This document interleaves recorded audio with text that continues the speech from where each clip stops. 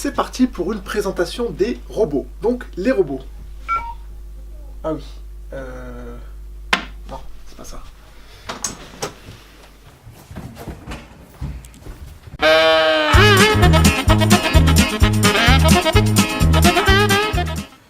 Ah, ils sont donc là, les robots. Oui. J'en ai besoin pour les présenter. Alors tu nous laisses les programmer. D'accord.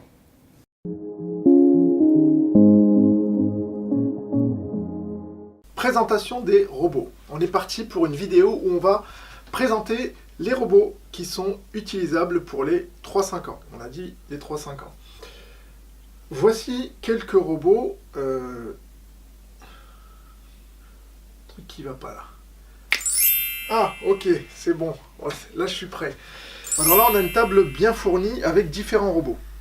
Juste à vue d'œil, on peut voir que certains robots ne sont pas adaptés pour les 3-5 ans. Évidemment, on voit ici que certains robots sont assez complexes. Alors, on va en présenter certains. On va commencer par le Cubetto. Alors, voici le Cubetto qui va se présenter avec une tablette et un robot indépendant en bois.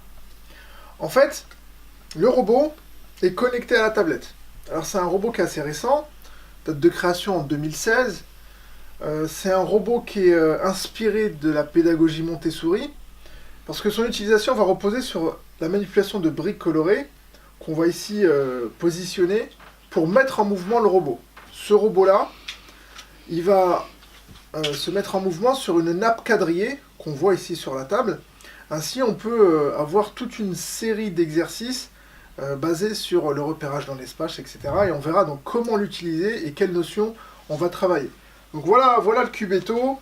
On retient un robot autonome de forme cubique, connecté à une tablette. On manipule la tablette. Son prix environ 220 € et manipulation des briques. Ensuite, je vais vous présenter ici les Bluebots. Mais avant de les présenter, on va présenter les Beebot. Donc alors, la Beebot, elle ressemble à ça, mais elle est jaune. La différence entre la Beebot et la Bluebot que je viens de montrer à l'écran, c'est quoi? C'est que la Bluebot va être plus complète. Si c'était une Beebot qui serait jaune, on aurait donc effectivement sur le dos du robot un certain nombre de boutons. Ces boutons vont permettre de déplacer le robot et d'orienter le robot. Donc on peut le déplacer, c'est-à-dire le faire avancer, le faire reculer, le faire tourner dans chacun des sens. Ensuite, on a des boutons bleus et un bouton vert. C'est là que c'est intéressant, c'est qu'en fait, on va implémenter une séquence, on va coder une séquence, on va programmer une séquence, on va définir une séquence, c'est-à-dire qu'on va appuyer sur un certain nombre de boutons, et ensuite, on va valider le bouton, avec le bouton vert. Cette démarche-là, où on réfléchit, on met au point sa stratégie, et ensuite on la valide, qu'on trouve aussi sur le Cubetto, que je n'ai pas présenté, on va l'aborder, puisque là, on présente simplement les robots, mais on verra que, en fait, c'est le réflexe des informaticiens, des développeurs, tout simplement. Alors, maintenant on parle du Bluebot, à proprement parler. Donc la différence, elle est là, c'est que le Bluebot, on va pouvoir le commander avec une application sur une tablette. Et en plus du robot, va être fournie une tablette sur laquelle on va pouvoir aussi agencer, dans la même logique que le Cubetto, des modules qui représentent des directions, mais on le verra lors de l'utilisation des robots. On continue avec eh bien les petits robots qui sont en train de bouger, ici. Les Ozobots. Donc ce qu'il faut savoir, c'est que ce sont les plus petits robots programmables au monde. Et oui. Alors ils possèdent aussi une application pour smartphone et tablette. Application qui va nous permettre de pouvoir programmer leurs mouvements. Mais on n'en est pas là avec les 3-5 ans. L'idée ici avec ce type de robot, c'est de les emmener vers la découverte de la robotique. En effet, tels qu'ils sont programmés là, on les voit en mode suiveur de ligne. C'est-à-dire qu'ils sont capables en fait de détecter les bords ici d'une ligne et de suivre la ligne. En l'occurrence, il y a même un code couleur qu'on voit ici, et en fonction du code couleur, ils arrivent à prendre des décisions. Par exemple, là, il va faire demi-tour, voilà. Parce qu'ici, il y avait un code couleur bleu-rouge. Alors, un des ateliers qui est sympa à faire, c'est de faire dessiner les enfants afin de créer en fait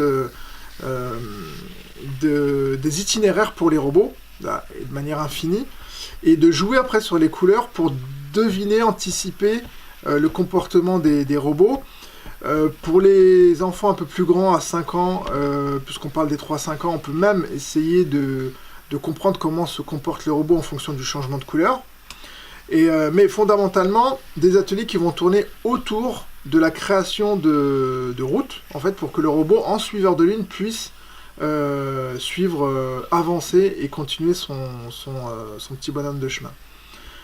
Plus largement, le robot, il est très complet.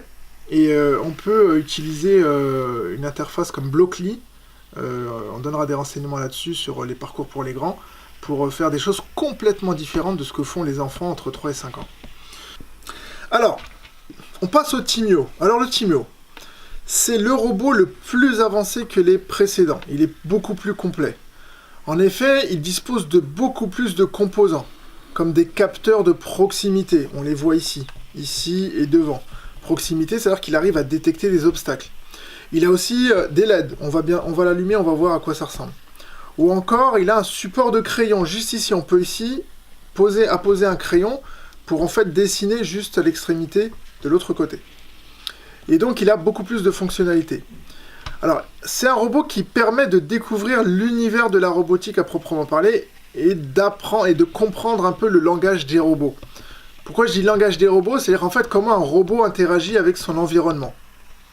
Alors, on peut le contrôler avec les boutons qui sont situés sur le dessus, qui sont ici, mais aussi via un ordinateur, grâce à une programmation visuelle de type Blockly, Scratch, etc. Mais ça, c'est des choses qu'on verra sur un autre parcours. Ou encore avec la programmation textuelle. Donc là, on parle de vrai langage de programmation. Donc il n'est pas question de ce type de notion pour les 3-5 ans. Et c'est pour ça que ce robot est intéressant, c'est que du coup on peut l'utiliser autant pour les tout petits que pour les plus grands. On peut aussi transformer le Timio en une multitude d'objets, chars, pelleteuses, etc. avec des modules complémentaires. Alors une petite démo, là je vais l'allumer en tactile, et le robot, ici, il a différents modes comportementaux. Et là, c'est très intéressant d'utiliser comme ça en premier abord avec les 3-5 ans. Là, il est vert. Je peux changer les modes. Ensuite, je vais valider ici le mode. Alors, on va les découvrir ensemble. Par exemple, celui-là, je le valide, je ne les connais pas. En tout cas, je ne les ai pas tous retenus.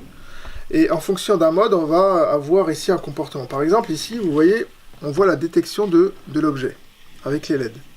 Je vais trouver un mode un peu plus pertinent. Alors, pas celui-là. On va en prendre un autre, le vert. Que fait le vert? Voilà. Donc le vert, il est intéressant.